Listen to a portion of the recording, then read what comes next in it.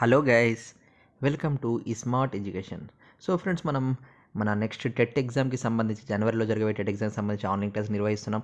So అందులో భాగంగా ఇంగ్లీష్కి సంబంధించి ప్రతి ఇంపార్టెంట్ టాపిక్ నుండి గత టెట్ డిఎస్సీలలో వచ్చిన ప్రశ్నలను చూసాం. లైక్ ఎగ్జాంపుల్ టెన్సెస్ కానీ, సీక్వెన్స్ ఆఫ్ సెంటెన్సెస్ కానివ్వండి, టైప్స్ ఆఫ్ సెంటెన్సెస్ కానివ్వండి, డిగ్రీస్ ఆఫ్ కంపారిజన్ కానివ్వండి, ఫ్రేజల్ వర్బ్స్ కానివ్వండి, అండ్ క్వశ్చన్ ట్యాగ్స్ క్వశ్చన్ ఈ విధంగా.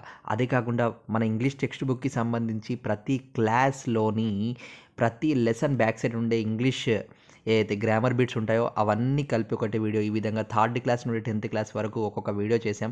ఇవన్నీ మీకు వీడియో సెషన్లో ఉంటాయి. ఇదే కాకుండా గత టెట్కి సంబంధించిన మే నెలలో జరిగిన టెట్ ప్రీవియస్ క్వశ్చన్ పేపర్స్ మరియు విత్ జవాబులు, అండ్ దాంతో పాటుగా ఇప్పుడు చైల్డ్ డెవలప్మెంట్ అండ్ పెడగాగి కానివ్వండి, ఇంగ్లీష్, మ్యాథ్స్, అలాగే సైన్స్, ఈవీఎస్ అన్ని సబ్జెక్ట్స్కి సంబంధించిన గత TET papers, model papers, practice bits, notes, grand టెస్ట్లు ఇవన్నీ మన ఈ స్మార్ట్ ఎడ్యుకేషన్ ఛానల్లో మనం అప్డేట్ చేస్తూ ఉంటాం.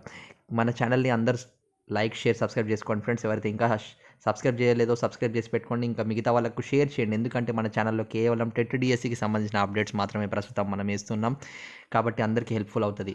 ఇక ఈ వీడియోలో మనము ఇంగ్లీష్ మెథడాలజీ 6 మార్క్స్ అండి. ఇది పేపర్ 1 వాళ్ళకైనా పేపర్ 2 వాళ్ళకైనా.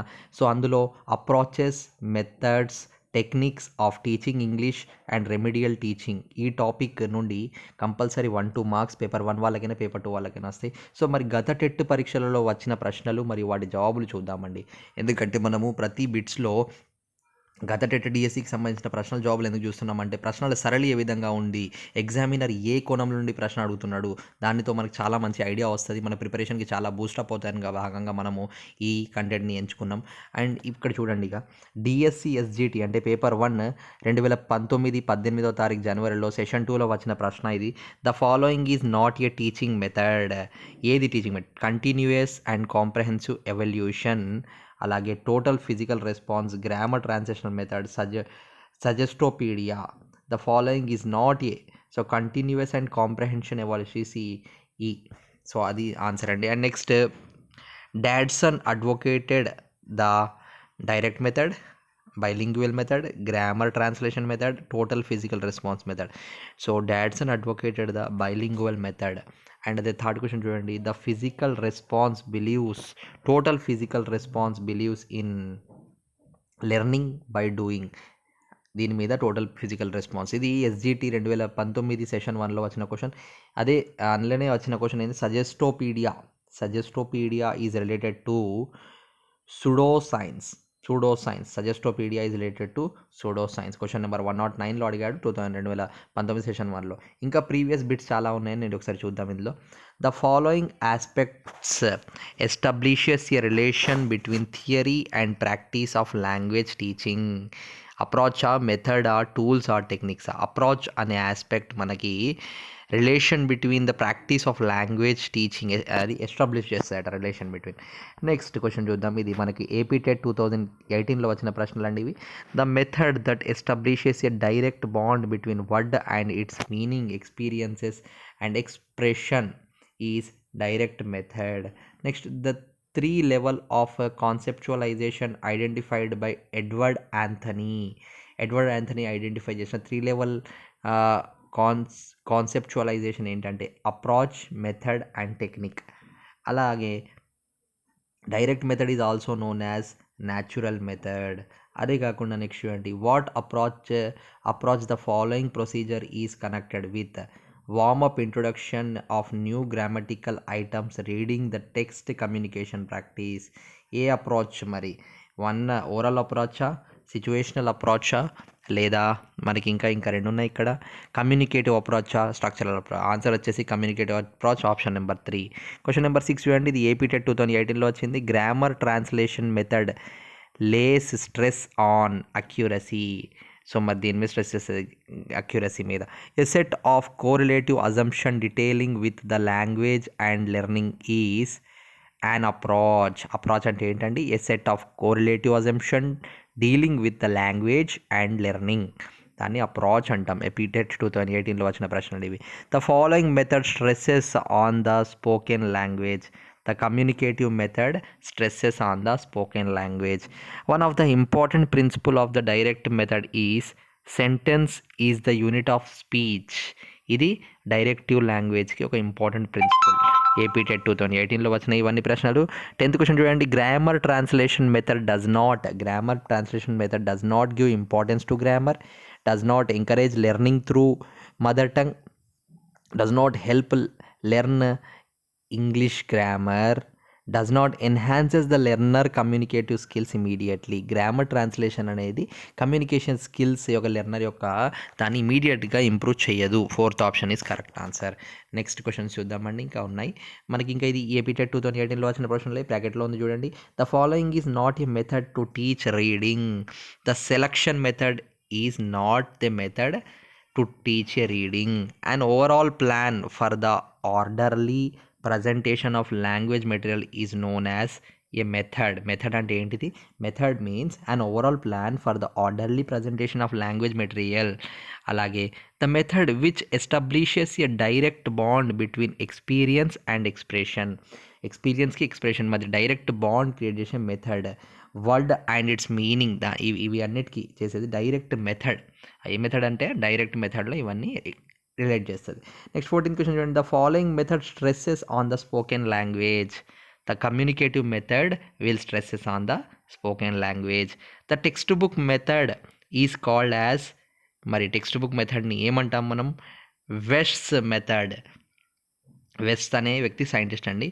Next along with translation what is the predominant feature of translation method. Translation మెథడ్లో ట్రాన్స్లేషనే కాకుండా ఇంకా grammar is the predominant feature of translation method. And ఇక్కడ చూడండి 17th question. A method is an overall plan for the orderly presentation of language material within one approach. There can be 2 methods, 4 methods, many methods, 6 methods. So many methods is the answer. 18th question చూడండి. ఇది AP TET 2018లో inductive method of teaching is to guide the students. Inductive method of teaching ఏం guide చేస్తుంది స్టూడెంట్స్కి అంటే examples to రూల్స్కి సంబంధించిన ఎగ్జాంపుల్స్ని గైడ్ చేస్తుందంట.